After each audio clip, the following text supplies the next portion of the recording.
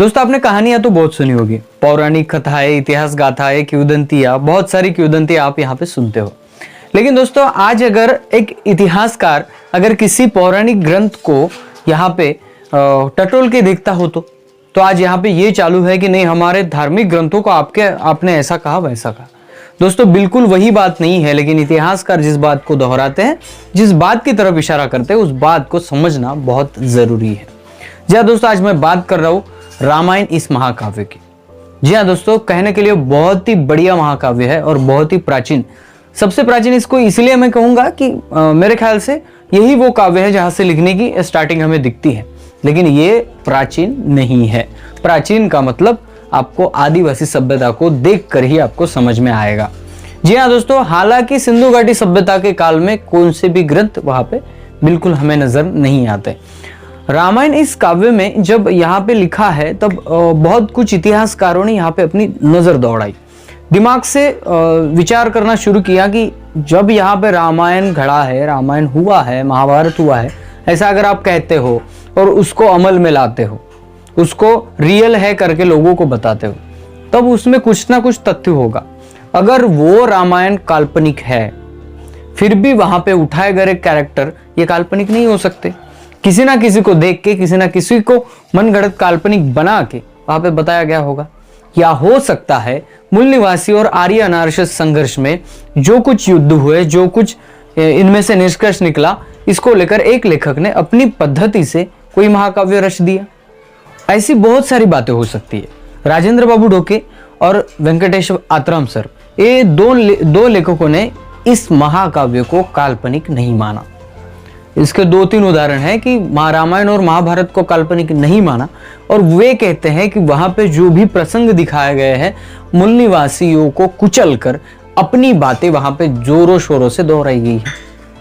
अगर हम इन दो इतिहासकारों के नजर से चले, और बहुत सारे इतिहासकार हैं, उन नजर से चले तो हमें एक अलग ही मंजर दिखता है कि यहाँ पे जो भी पाखंड लिखा रखा है, जो भी ग्रंथ लिखे रखे हैं, उसमें मूल निवासियों का बहुत बड़ी मात्रा में संबंध आता है। और यही दृष्टिकोण लेकर आज रामायण में जटायु का जो वृत्तांत आता है। जी हाँ दोस्तों, जटायु जो गिद्ध पक्षी बोला जाता है, जो उड़ता था, जब सीता का हरण हो रहा था, रावण उसको ले जा रहा था, तब उस पक्षी ने अपनी जान दी। ये किंवदंती सभी लोगों में प्रचलित है, हालांकि आपके टीवी पर भी उसको दिखाया जाता है। तो आज मैं कहूंगा जटायु के बारे में। चलो मैं आपको थोड़ा सा हाईलाइट दे दूं। जटायु, बाली, सुग्रीव, जो वानर, वहां पे जो वानर सेना थी, इन सबको यूज किया गया। तो ये इतिहासकार कहते हैं कि जब पुष्यमित्र शुंग की स्टोरी को बड़ा बनाना है, तब यहाँ के मूल निवासी कैरेक्टर को वहां पे डाला गया। ये इतिहासकारों का कंसेप्ट है, मेरा नहीं है। फिर भी जब ये यूज किया गया है तो ये मूल निवासी कैरेक्टर है। जैसे कि मैं आपको थोड़ा सा और हल्के में बता दूं, यहाँ पे बताया गया है कि जो जटायु है, जो जख्मी हुआ पड़ा था, उसने मेरे ख्याल से 4 वर्ण बताए थे, ब्राह्मण, क्षत्रिय, वैश्य और शूद्र। अभी मेरे ख्याल से जटायु एक इंसान नहीं है, वो पक्षी है, तो वो ना ही ब्राह्मण है, ना ही क्षत्रिय है, ना ही वैश्य है। उसने खुद शूद्र में खुद की गिनती की थी, ऐसा वहां पे बताया गया है। दूसरी बात, मैं दूसरा लॉजिक आपको बताता हूं। इंडिया में भी जटाया या जटायु नाम की आदिम जनजाति है, जिसको इंडिजिनस पीपल कहा जाता है। अभी आप कहोगे कि जटाया और जटायु नाम की हो जाने से आप उस जटायु को कैसे बोलेंगे? जी हाँ दोस्तों, उस जटायु को भी पूजा जाता है, उस नाम से भी आदिम जनजातियां है इंडिया में। अगर इस बाजू से जो आदिम समुदाय हमेशा से जिस जटायु को अपना टोटेम या अपना सब कुछ मानते चला आ रहा है, कुछ ना कुछ तो तथ्य होगा। हो सकता है यहाँ के मूल निवासियों को जिसको यूज किया गया, या उनमें भर्ती हो गए, या संघर्ष में कुछ हो गया, उस स्टोरी को अदल बदल के अपनी हिसाब से लिखना कोई बड़ी बात नहीं है। और हम कहते हैं कि पौराणिक बहुत प्राचीन ग्रंथ है, प्राचीन ग्रंथ भी है, लेकिन जो इतिहासकार, जो लेखक उस महाकाव्य को लिख रहा है, उस लेखक की मेंटालिटी क्या है, इस पे भी उस ग्रंथ की विचारधारा डिपेंड है। ये तो बात आप भी मानते हो, मैं भी एक लेखक हूं। अगर मैं चाहूं तो बहुत ऐसे विचारधारा के ग्रंथ लिख सकता हूं जिसका कोई भी राज नहीं है, लोग उसको पढ़ेंगे तो डायरेक्ट डाइवर्ट हो जाएंगे। इतनी ताकत तो कलम में होती है, लेकिन समझने वाले को यह समझना चाहिए कि जब उसने काल्पनिक भी ग्रंथ लिखा हो, लेकिन जो कैरेक्टर उठा है असल में आदिम जनजातियों में है या नहीं। अगर है तो इसका और उसका कुछ ना कुछ ताल्लुक है, और उसको कैसे घुमा के लिखा गया ये हम तभी जान सकते हैं जब हम उस आदिम समुदाय के जो भी लोग हैं उनसे मिले और समझे। अगर हम इनसे नहीं चलते और डायरेक्टली कह रहे हैं कि ये काल्पनिक है, काल्पनिक, कोई भी आदमी, कोई भी लेखक अगर काल्पनिक भी ग्रंथ लिखता हो तभी वहां की भौगोलिक परिस्थिति और वहां के लोग और वहां की रहन सहन वो डायरेक्टली वही रखता है।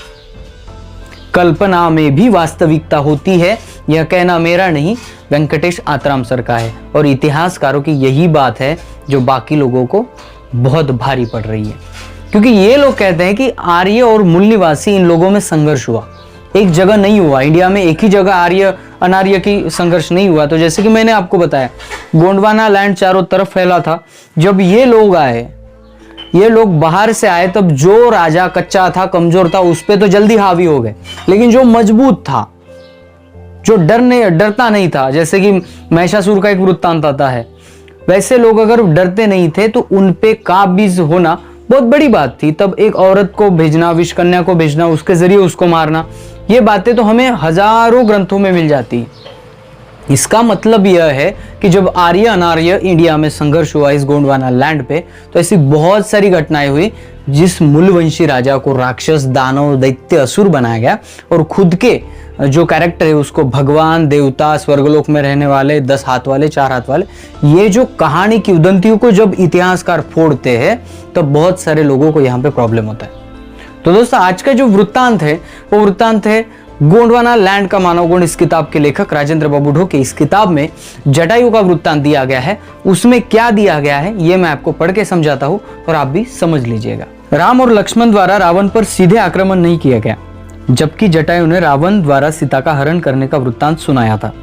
यहाँ विवेचनीय तथ्य यह कि जटायु ने मरते समय राम को भारत की वर्ण व्यवस्था का वृत्तांत सुनाया था।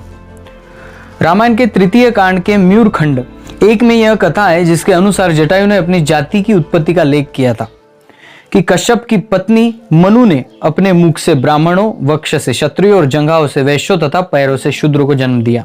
रामचरितमानस में जटायु को गिद्ध पक्षी बताया गया है। जटायु ब्राह्मण, क्षत्रिय या वैश्य तो हो नहीं सकता, वे सभी आर्य थे।